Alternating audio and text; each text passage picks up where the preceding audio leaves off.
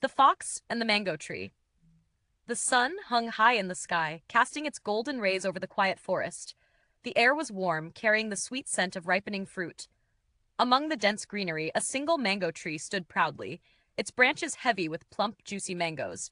They hung like treasures, glowing in the sunlight, their bright yellow skin promising sweetness with every bite.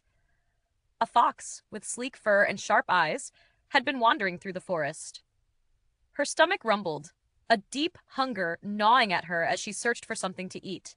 And then she saw it, an orchard of mangoes, ripe and ready. The sight of the golden fruits sent a thrill through her body. She could already taste their sweetness on her tongue. But as the fox approached the tree, something made her pause. The mangoes were within reach, but they hung just out of her grasp. And yet, the sight of them was so perfect, so irresistible, that she sat down beneath the tree, her eyes fixed on the fruits. They shimmered in the sun, glowing as if they were calling her to take them.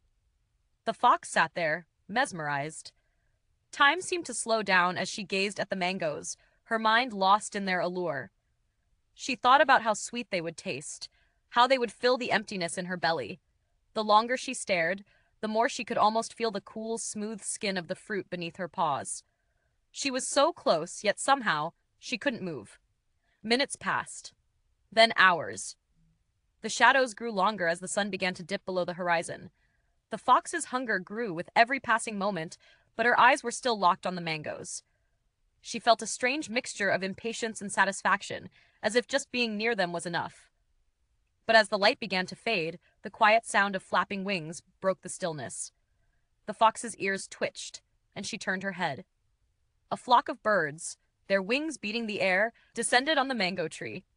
The birds swooped in, pecking at the ripened fruits, their sharp beaks quickly claiming the treasures that had once seemed so close. The fox's eyes widened in disbelief. She leaped to her feet, her heart racing.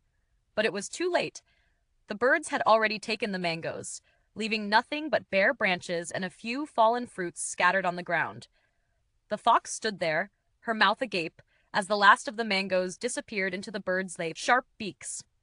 She had waited too long. A heavy sigh escaped her lips, a mix of frustration and regret.